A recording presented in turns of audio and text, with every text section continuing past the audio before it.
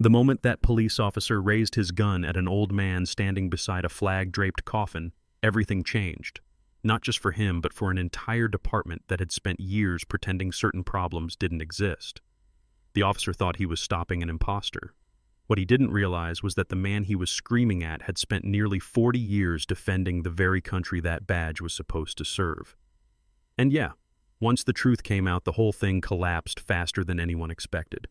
Now, if you've ever watched someone get judged before they even open their mouth, you probably know exactly where this story is going. That morning started quietly enough.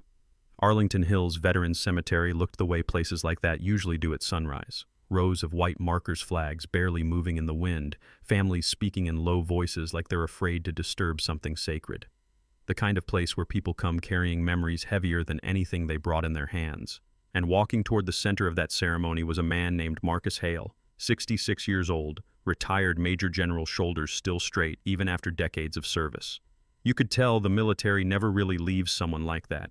The way he moved, the way he held his head, the quiet command in every step. His granddaughter Lily had driven him that morning. She sat in the passenger seat watching him adjust the collar of his dress blues before they pulled into the cemetery parking lot. "Grandpa," she said, "you don't have to wear the uniform." Marcus didn't answer right away, just kept smoothing the fabric across his shoulders the way soldiers do when something matters. Finally, he looked over and smiled that calm smile she'd seen her whole life. "Your Uncle Daniel deserves a proper salute," he said. Daniel Carter had been more than a fellow officer. 20 years earlier, in a dusty valley halfway across the world, Daniel had pulled Marcus out of a burning armored vehicle after an explosion ripped through their convoy. The kind of moment that welds two men together forever. Soldiers joke about that bond sometimes, but it's real, deeper than most people understand. And when Daniel passed away suddenly the week before, Marcus knew exactly how he wanted to say goodbye. Lily hesitated before opening the car door. "You know, people look at you differently when you wear that," she said. Marcus nodded slowly. "I know." She leaned back against the seat and sighed. "It still happens, though. The looks, the questions." Marcus paused, one hand resting on the steering wheel, eyes fixed on the rows of graves ahead. "If I stop wearing it because of that," he said quietly, "then everything it stands for stops meaning something." Lily didn't argue again. She just picked up her phone and followed him toward the ceremony. Across the cemetery lawn, another man was already irritated before the funeral even started. Officer Derek Sloan had 10 years on the Rivergate Police Department and felt like the job owed him more respect than he was getting. Promotions had gone to other officers. Assignments he wanted never seemed to come his way.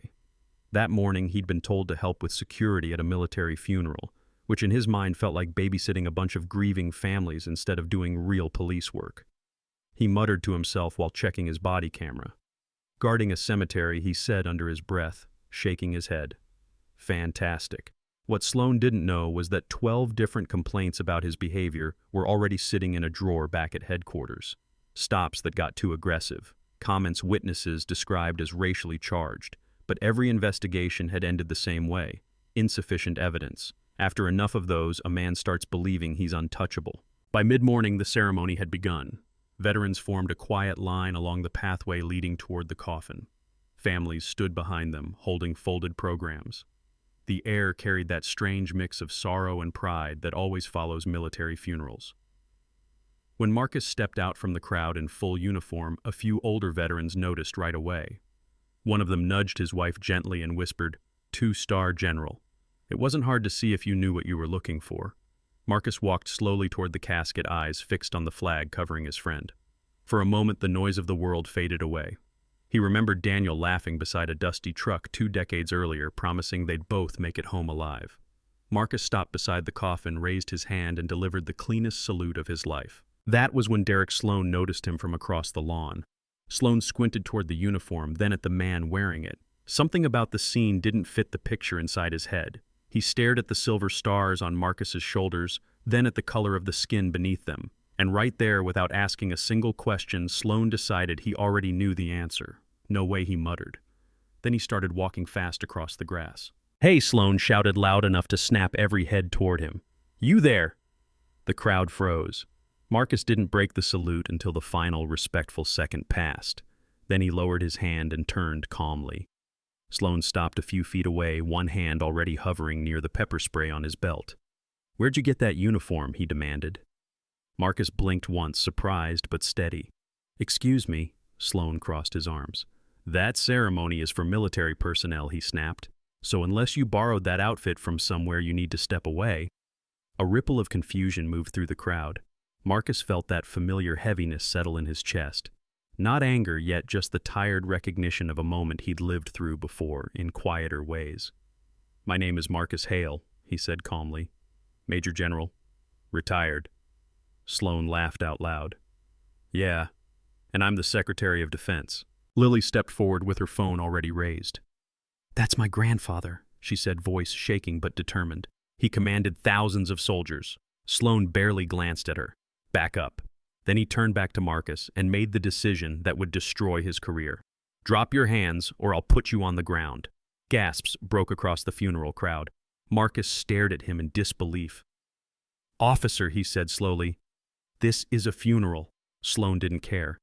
In one quick motion, he pulled the pepper spray and fired. The burst hit Marcus square in the face. Instantly, his eyes burned like fire had been poured across them. His breath caught, chest tightening as the chemical sting spread through his lungs. Several veterans shouted at once. Lily screamed, "What are you doing?" Marcus staggered but stayed on his feet. Through watering eyes, he heard Sloan shout again, louder now, riding the adrenaline of authority he believed was absolute. "On your knees!" Then came the sound that changed everything. A handgun sliding free from a holster. Sloan aimed it straight at Marcus's chest. Lily's phone kept recording. Her hands trembled, but she didn't stop. "He's a general," she cried. "He served longer than you've been alive." Sloan swung the gun toward her for a second. "Put the phone down." She shook her head. "No." Around them, the crowd stood frozen between disbelief and fear. Marcus slowly lifted his chin despite the burning in his eyes. "I came here," he said hoarsely, "to salute my brother." That line traveled across the country within hours, because Lily uploaded the video that afternoon.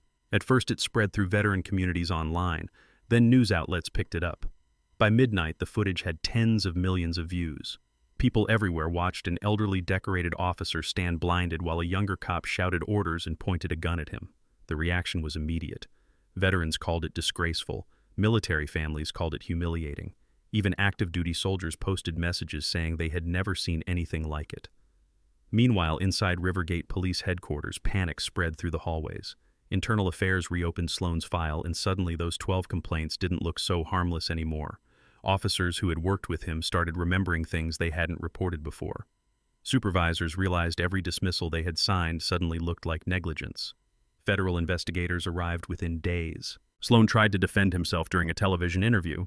"I acted on instinct," he said stiffly. The individual appeared suspicious. The anchor beside him slowly turned toward the monitor, showing the viral video paused on Marcus standing calmly beside the coffin. "Suspicious?" she asked quietly. Sloan had no answer. The federal trial began months later in a packed courtroom filled with veterans wearing medals and families holding photographs of fallen soldiers. When prosecutors played Lily's video on the courtroom screen, the room went silent. The spray, the shouting, the gun aimed at an old man in full uniform. Jurors watched every second. Then Marcus Hale took the witness stand. The entire courtroom stood as he walked forward, a reflex of respect no one even seemed to notice they were doing. The prosecutor asked one simple question. "Why were you at the cemetery that morning?" Marcus folded his hands and took a breath. "To salute my friend." The defense attorney tried to argue that Sloan had felt threatened. Marcus looked at the jury calmly.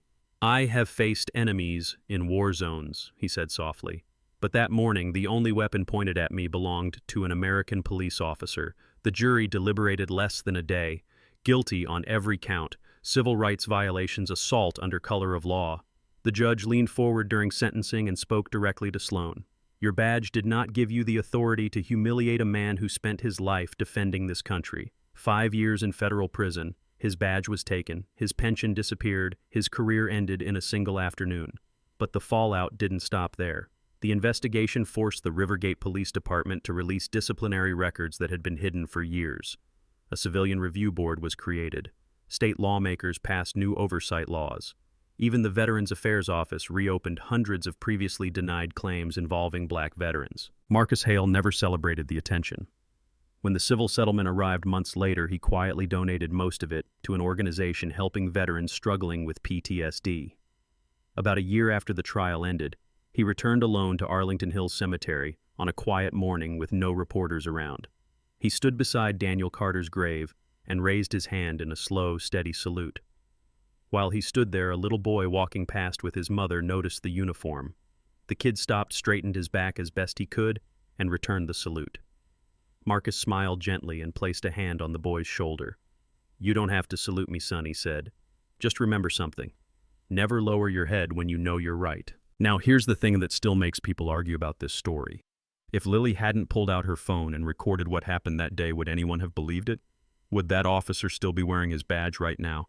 And how many moments like that never get seen at all? I'd really like to hear what you think. Was justice served because the system worked, or because millions of people were watching? Drop your thoughts in the comments, and if you've ever witnessed something like this yourself, share that story too.